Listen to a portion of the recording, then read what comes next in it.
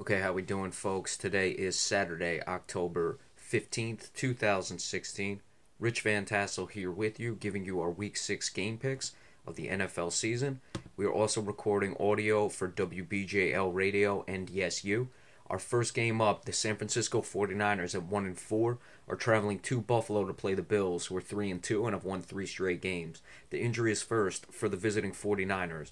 Ahmad Brooks, linebacker, Jacarzy Tart, safety, Glenn Dorsey, defensive lineman, are all questionable. Jimmy Ward, the defensive back, is out, and Navarro Bowman, of course, is done for the season on injury reserve. For the Buffalo Bills, all listed as questionables: Cordy Glenn, offensive tackle; Cyrus Kuandijo, offensive tackle; Patrick Lewis, center; Corey White, cornerback; and Aaron Williams. We've talked about this many times. It is a West Coast team traveling to the East Coast to play the 1 o'clock game. Big news, of course, in this one. Colin Kaepernick is getting the start for the San Francisco 49ers. Let's see what he can do in Chip Kelly's offense. It certainly would be catered to a quarterback of Colin Kaepernick's skill set. A mobile quarterback who ran a similar style offense in college can run that read option, so we'll have to see how that goes. Frankly, I'm a little surprised it took this long for Colin Kaepernick to get the start because Blaine Gabbert has not been playing well. San Francisco's lost 4 straight following their opening game win. Buffalo has won 3 straight after starting the season off 0-2, and they are certainly getting their confidence back and their groove back. So, will they be able to keep that going against a poor team in the 49ers, desperate for a win, coming west to east to play the game? The big thing with the Buffalo Bills is they've really been starting to establish their run with LaShawn McCoy. As well, Tyrod Taylor has not turned the ball over in the passing game. Only 2 interceptions this season. So that's certainly going to help them in this game. And I would expect, as desperate as San Francisco is, and they're due for a win at some point, I don't see it being this one. I expect them to be game early, especially with Kaepernick getting the start. It's certainly going to energize that team to some extent. I think San Francisco will come out and surprise the Bills early on, but Buffalo will figure it out. They'll establish the running game, and they'll make just enough plays to get the victory in this game, and the defense for Buffalo is good enough to shut down what is a struggling San Francisco 49ers offense. I'd like the score to be 24-21, but it will be a difficult game for the Buffalo Bills. However, they do come away with the win for their 4th straight. Next up, the Baltimore Ravens at 3-2, traveling to New York to play the Giants, who are 2-3. 2 teams that are reeling just a bit. Baltimore has lost 2 straight after a 3-0 start. The New York Giants have lost 3 straight after a 2-0 start. Injuries first for the visiting Baltimore Ravens. Ronnie Staley, offensive tackle, doubtful. Albert McClellan, linebacker, questionable. Kendrick Lewis, safety, questionable. Devin Hester, wide receiver, and C.J. Mosley, linebacker, are doubtful. For the New York Giants, Devon Kennard, linebacker, is questionable. Nate Burry, safety. Darian Thompson, safety. Marshall Newhouse, offensive tackle, are out. Dwayne Harris, the wide receiver, and most notably a kick returner, is what Dwayne Harris's main role is listed as questionable. The Giants, they have played 2 tough games. They had Minnesota and Green Bay. Obviously, the loss to Washington was more the surprising one, the game that you wouldn't expect them to have lost. But hey, Washington is now starting to groove. So you look at the Giants and their 3 straight losses. I know there's a lot of panic with the Giants. Not brutally, certainly their fan base more or less, but I don't know how much is going on internally with that team. We've certainly seen the problems.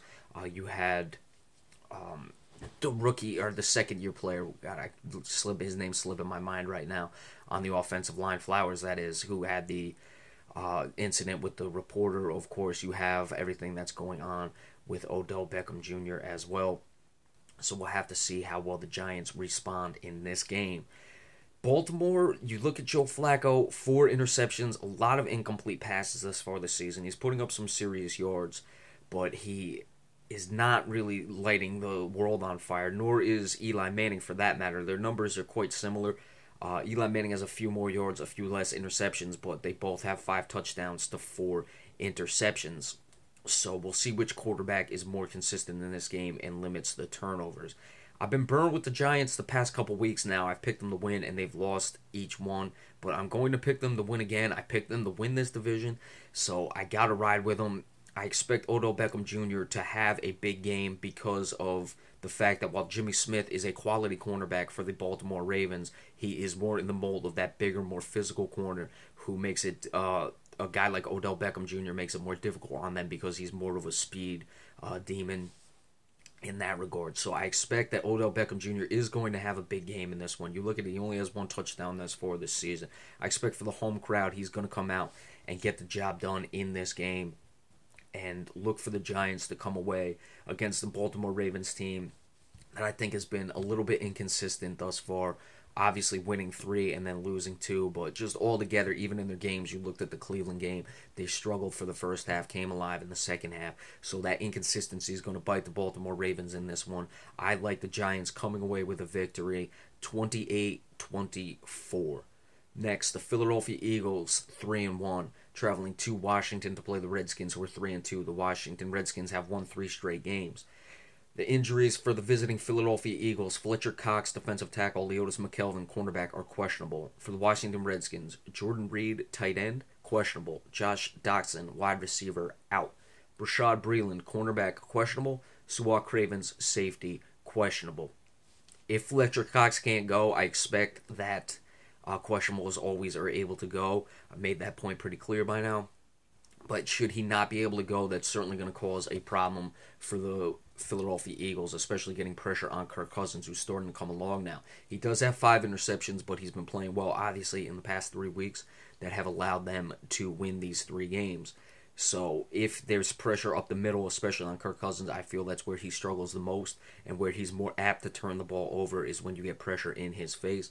Then certainly look for Washington to have problems in this game. But if Fletcher Cox can't go, I think that'll certainly help the Washington Redskins and will help any team in general playing the Philadelphia Eagles if Fletcher Cox is not able to play.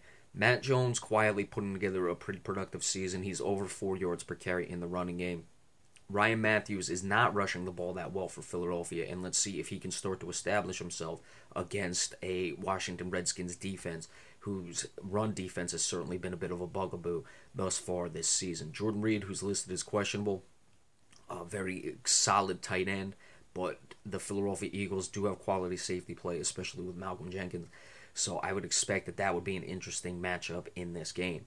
Philadelphia, this is the type of game to see if their 3-1 start was a bit more on the fraudulent side. I know they had that big victory against the quality Pittsburgh Steelers, so it's gonna be something to certainly look forward to in this game. This is a division game on the road against a team that's won 3 straight. Philadelphia coming off that loss. Let's see what Carson Wentz has in this game. I don't expect he has enough to win this game as Washington keeps rolling. Maybe against my better judgment in this one, but I think the Washington Redskins and Kirk Cousins has really gotten the message after that 0-2 start. A lot of questions, a lot of noise surrounding that team, and I feel that he's going to be able to come away with the victory in this one.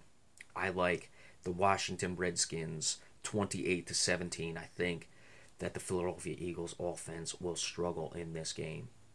Next up, the Cleveland Browns at 0-5, 0-3, obviously on the road, traveling to Tennessee to play the Titans, who are 2-3, but are 0-2 at home. Injuries for the visiting Cleveland Browns. Gary Barnidge, tight end, questionable. Joel Bitonio, offensive lineman, is on injury reserve. Joe Hayden, the cornerback, is questionable. Seth DeVale, tight end, out. Tramon Williams, the cornerback, is questionable. For the Tennessee Titans, Cody Riggs, the cornerback, is questionable.